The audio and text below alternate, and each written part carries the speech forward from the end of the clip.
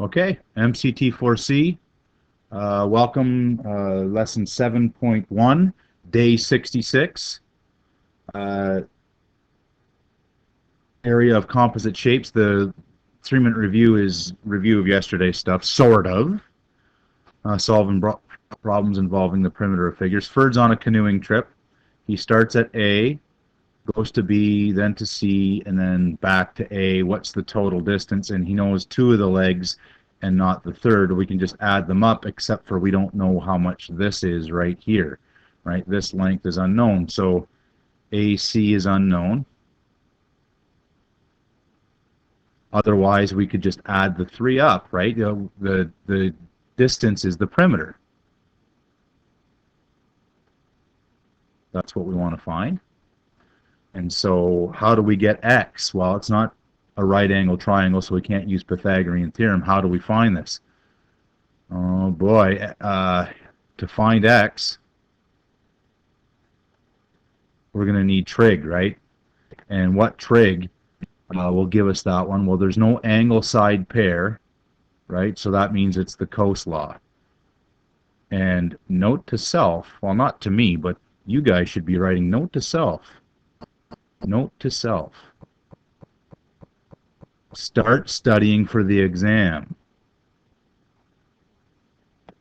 Because you had probably forgotten that we even did the cos law, and you probably forgot that it is this little formula. And we actually did enough of those way back in chapter 1, I think it was, that we just substituted right in straight off. Oops. 1.1 squared plus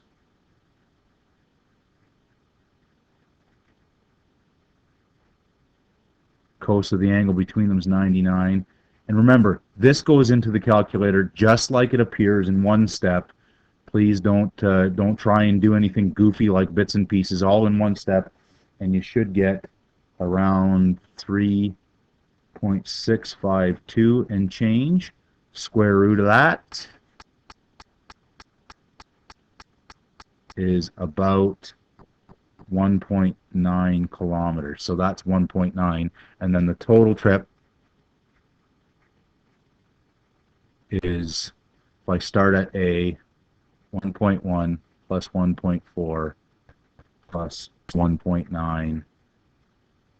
Now it's easy, right? This was more of a trig review question than it was a perimeter question compared to the ones that we did yesterday. And today we are on to area, which we'll actually spend a couple of days doing area of various kinds. Again, we're going to try and stick to these real life type questions. Now, they're not really real life because, you know, if we wanted to replace this is a carpet question. We wanted to get the area carpet. You're not going to get it in all this weird shapes, or, you know, you're not going to get a piece that's this big and then cut this off and put it over there. You're just not going to do that. But one of the skills that goes with these real life questions is getting an idea and doing a good job figuring out how much you actually need. So we're going to do this. Notice one sadness when you read this question. Ferd must replace the piece of carpet shown if it costs $2.59 per square foot.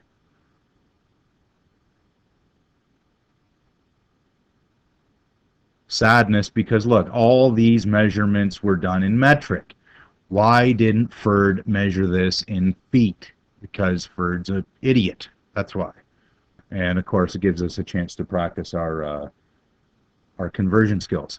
We have to decide now. We have to decide, are we going to change all these to feet now? So that's 1, 2, 3, 4, 5 conversions, or are we going to change it at the end? We'll find the area first and then change it from square centimeters or square meters or whatever we got to square feet at the end. And in fact, that's what we're going to do.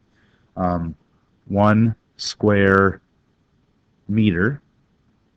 Well, because I'm going to make this into meters. Instead of 88 centimeters, I'm going to have that as 0.88 meters.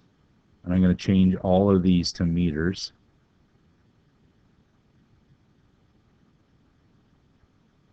0.3 meters. But I can't remember the conversion factor, and I've lost my conversion chart. How much is a square meter worth anyway in square feet? Well, if that's 1 meter, right? That's 1 meter. I know that 1 meter is 3.3 feet. That conversion factor, say I have. So this is 3.3 feet, and this is 3.3 feet. So this area, which is 1 square meter, easy to see that, is 3.3 squared, which is about 10.89 square feet. And in fact, the conversion factor that they kind of use in construction, in decorating, all that, is 11 square feet. So we'll use about 11 square feet. 1 square meter is about 11 square feet. And we're going to use that fact later after we find the area, right? This area, and to find area, it's the flat space that something takes up. But the total area, we don't have a shape like this. So the whole idea of a composite shape is we got to bust this up into shapes that we can find the area of. I say, well, what shapes can we find the area of? Well, that's when that formula sheet comes in, right? So all of these are areas that we should know, right? And if you can't remember, you don't have the formulas memorized, this sheet will be helpful for you, all right? Certainly, that's one that a lot of people don't remember, the trapezoid formula, and we're going to use that one today because that's how I see it, and I get to make the video. So I don't know how you're going to how you see this one cut up. Where's my magic pen? Magic pen. Notice that you could break it up into a whole bunch of pieces, right? Like that. 3 different rectangles in a triangle. I'm hoping that's going to go away. Yeah, it goes away. But we want to do the fewest number of calculations possible. You know, notice I could do it this way. Then it would be a trapezoid here and a trapezoid here. That's only 2 calculations. And I'm not going to do it that way either. Another way I could do it, if I wanted, is I could build it up into a big rectangle and take off a triangle and another rectangle. I'm not going to do it that way either, actually. What I'm going to do it, I'm going to do it like this. I'm going to split it right across here. I think that's fairly natural to split it right across there. Then there's 2 pieces that I need to find that are fairly easy. Trapezoid formula is fairly challenging. So the total area is this trapezoid and this rectangle. And I'm actually going to do most of my rough work over here with my other rough work and then just substitute it back. So the trapezoid formula, look her up if you don't know it, is A plus B times H divided by 2, where A and B are the parallel sides. So this and this are parallel.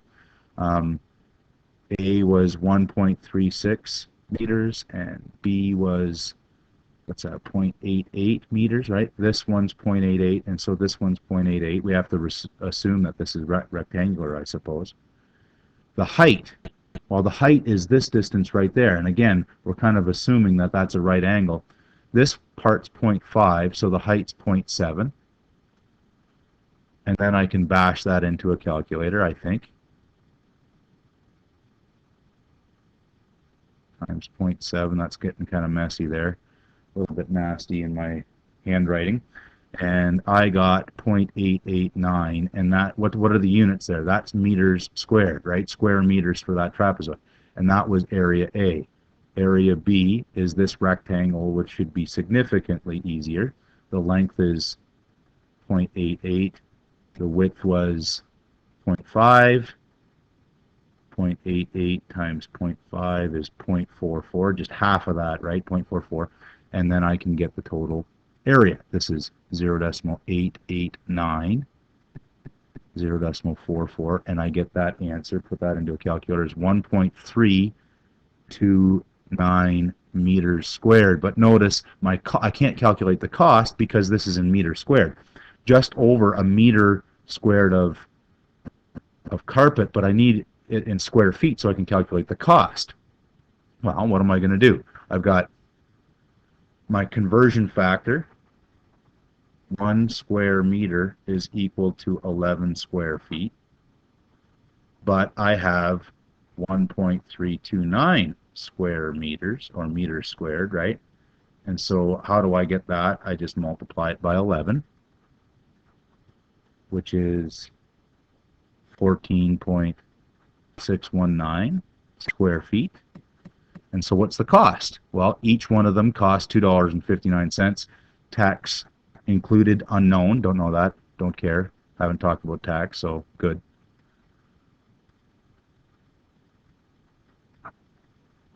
And this little chunk of carpet that Ferd had to replace because he spilled his coffee on it or whatever he spilled on it, cigarette burns probably, knowing Ferd, he had to replace it. $37.86 it costs.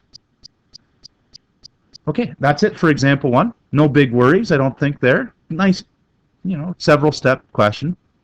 Another type of question that we see often is this shaded area question. So the shaded area here, is the big shape subtract off the piece. This is some sort of part. Maybe they're painting it and they want to figure out what they're painting it with some sort of special paint. And there's a hole drilled in the middle of it. Well, how much area do they need to paint? Well, the area of the shaded is the area, the big shape, which is a trapezoid again, subtract the area of the inside one, the small one, which is a circle. It gets cut out, right? And again, I'm going to do my rough work over here. The trapezoid is a plus b times h divided by 2. Look it up if you can't remember. The two parallel sides are 45 and 54. The height is 38. That gets jammed into the formula first, and then later into a calculator. Watch your brackets. You can probably put that into your calculator in one step. Bracket, that, bracket times bracket, and so on. And you should be able to get, I think this is actually exact. I don't have to say about equal to. Is equal to exactly 1,881. And what are the units? Well, it's in millimeters. This is a pretty small part, I guess. Maybe a Mr. Collins machine shop type question. And that's going to go there in a second, but after I get the area of a circle. Area of a circle formula. This is an easy one to remember. Pi r squared. This reminds me of a Mr. Stairs joke. He says, always said, you math people got it all wrong. Pi r squared, that's not wrong. Pi are round. Right? Everyone knows that pi are round. These are pi's, and they're round. Pi aren't squared. Pi are round. Yeah, well, it's good he retired. That was a bad joke. I kind of like it. The diameter is 18, so the radius is half of that. Use your pi button. Don't use 3.14. We want to be as accurate as we can. Use your pi button. 5, and that's millimeters squared as well. So we go back here. And sometimes in these questions you'll be given, like, if you need 3 coats of paint and the paint costs a certain amount of money, blah, blah, blah, blah, calculate the cost. But this one, luckily, we're just asked for the area, and it's that. And millimeters squared isn't a very common unit. It's good, sometimes they'll ask you to convert that back to square inches or square centimeters or something silly like that. But we're done. The area is,